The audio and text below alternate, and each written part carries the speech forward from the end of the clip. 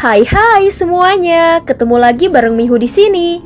Oh ya, kali ini Mihu akan membawakan alur cerita Donghua yang berjudul Battle Through the Heaven. Mihu mengingatkan sekali lagi ya bahwa konten ini full spoiler.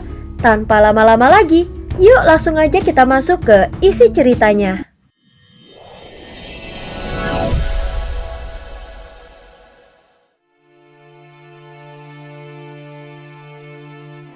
Melanjutkan dari kisah sebelumnya. Sebelumnya ketika Yao Nantian masih terkejut akan serangan itu, Xiaoyan dapat merasakan gambaran yang akan terjadi dari pohon suci. Meskipun dia akan berakhir tragis, namun dia tidak mau tergantung pada ramalan dan tidak akan mundur. Dikarenakan tekadnya yang kuat, segel di jantungnya mulai lepas, sehingga membuat luka-lukanya pulih dengan cepat. Dia juga membentuk kembali tubuh raksasanya yang membuat Yao Nantian dan Bing Laidong sedikit terkejut saat merasakan aura kekuatannya. Menarik, jika dugaanku benar, ini klan Yuan Shen tingkat leluhur. Sayangnya dia belum berhasil menembus ke tingkat kuno.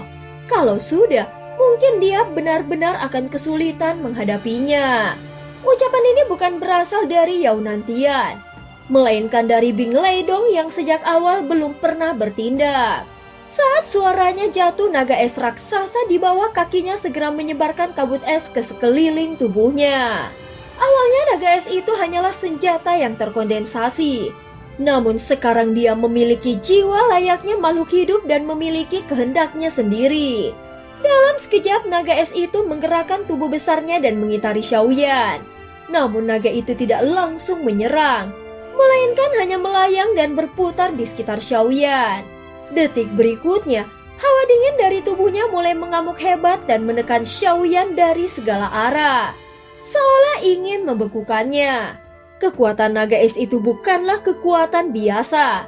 Itu sama seperti inti kekuatan milik Xiaoyan yang mengandung kekuatan hukum asal. Di saat yang sama, lautan api milik Xiaoyan meledak dari segala arah dan bertabrakan langsung dengan kekuatan es tersebut, sehingga menciptakan pertarungan kekuatan hukum asal yang sengit. Energimu memang tidak lemah. Itu bukan mengandung berbagai jenis hukum asal, tetapi kekuatan hukum asal bukan tentang siapa yang punya paling banyak. Dalam pandanganku, hal yang utama dalam berkultivasi adalah fokus pada satu hal. Bing Laidong berkata sambil menatap Xiaoyan dengan dingin. Walau dia memiliki banyak hukum asal, tetap saja dia tidak bisa menandingi kekuatan dari inti es murniku. Bahkan jika itu api, aku bisa menghilangkannya dari dunia ini. Begitu kata-kata itu selesai, naga es meledak hebat mengubah dirinya menjadi badai kabut es yang menyapu seluruh ruang. Saat keduanya bersentuhan, seperti yang dikatakan oleh Bing Laidong, api milik Xiaoyan benar-benar mulai membeku dan kehilangan kekuatannya. Kabut es itu terus menyebar dengan kecepatan yang mengerikan. Pemandangan ini membuat Xiaoyan sedikit menyipitkan matanya. Bisa dikatakan bahwa ini adalah pertarungan antara hukum asal. Siapapun yang hukum asalnya lebih kuat, maka dialah yang akan menjadi pemenang. Namun saat ini Xiaoyan tidak bisa mengalihkan fokus utamanya dari memperbesar tubuh raksasa klan Yuan Shen miliknya. Bagaimanapun, waktu yang dimilikinya sudah sangat sempit. Dengan dua musuh tahap kelima di hadapannya, dia harus bertindak cepat dan tidak boleh mengalihkan fokusnya untuk hal lain. Setelah beberapa saat, tubuh klan Yuan Shen-nya akhirnya mengembang hingga mencapai 200.000 kaki. Saat ini dia terlihat seperti bintang kecil yang melangkah ke depan. Tanpa menunda waktu, Xiaoyan segera menekan kedua musuh dengan tubuh raksasanya. Bahkan dengan tubuh sebesar itu, kecepatannya tak terpengaruh sedikit pun. Setiap langkahnya mampu mengguncang ruang hampa. Dan dari setiap langkah itu tercipta riak kekuatan yang terus bergema. 7 langkah dewa pembunuh raksasa milik Xiaoyan yang tampak menutupi langit muncul di angkasa. Bahkan di dalam ruang hampa itu masih tampak sangat besar. Di bawah tekanan 7 langkah dewa pembunuh, Yao Nantian dan Bing Laidong terlihat kecil dan lemah. Meskipun mereka kuat, Tetapi dibandingkan dengan kekuatan yang datang, mereka hanya tampak seperti hiasan di lukisan. Namun Bing Ledong tidak tinggal diam dan segera melawan. Kabut es putih mulai berkumpul cepat dari tubuhnya. Pada saat yang sama, salju tiba-tiba turun di seluruh ruang hampa. Seolah-olah seluruh dunia ini akan membeku. Di bawah tumpukan salju itu, 7 langkah dewa pembunuh pun mulai melambat hingga membeku dengan cepat. Dengan satu serangan dari Bing Ledong, 7 langkah dewa pembunuh Xiaoyan mulai retak dan hancur. Bahkan bintang merah yang jatuh dari langit pun ikut hancur berkeping-keping, menciptakan ledakan yang mengguncang ruang hampa. Saat ini seluruh ruang tampak seolah sedang runtuh, namun tak seorang pun yang memperdulikannya. Di tengah badai salju yang menyilaukan itu, tampak sepasang kaki jenjang berdiri tegak di udara. Di dadanya sebuah lonceng kecil merah muda tergantung dan mengeluarkan suara jernih yang lembut. Tanpa mengucapkan sepatah kata pun, dia berjalan dengan anggun. Namun setiap langkahnya membawa kesunyian yang menusuk hati. Di saat seperti ini, sosok itu menatap Xiaoyan dengan tatapan yang seolah sedang mengaguminya. Mungkin di dalam pandangannya, semua serangan di antara mereka hanyalah permainan kecil yang tidak layak disebutkan. Apa yang benar-benar menarik perhatiannya bukanlah kekuatan, melainkan aura dan keagungan dari Xiaoyan. Xiaoyan tidak pernah menduga serangan tubuh raksasa klan Yuanzhen-nya yang setinggi 200.000 kaki justru diredam dengan mudah. Hal ini membuat hati Xiaoyan sedikit terguncang. Namun dia menyadari bahwa pertarungan sesungguhnya baru saja dimulai. Jika lawan meremehkannya, maka dia harus memanfaatkannya sepenuhnya dan membuat mereka harus membayar harga yang mahal.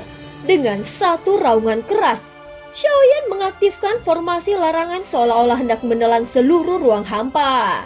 Dengan bantuan integrasi kekuatan tahanan roh, formasi ini menyebabkan kekuatan luar biasa hingga mencapai batas yang mustahil untuk dibayangkan. Di dalam ruang hampa, formasi larangan yang tak terhitung jumlahnya tiba-tiba muncul dan berubah menjadi bagian dari kekuatan Xiaoyan sendiri.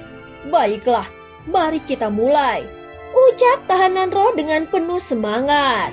Ini adalah formasi 1 juta larangan yang tak terkalahkan ciptaanku sendiri. Lihatlah dan nikmatilah karya agungku ini. Tawa gilanya menggema di seluruh ruang hampa. Kemudian kekuatan formasi larangan pun mulai bergemuruh. Formasi aktifkan, bunuh mereka semua. Mata Xiaoyan yang penuh amarah dan tekad menyala. Saat ini dia sedikit kehilangan kendali atas emosinya. Namun itu bukanlah hal buruk.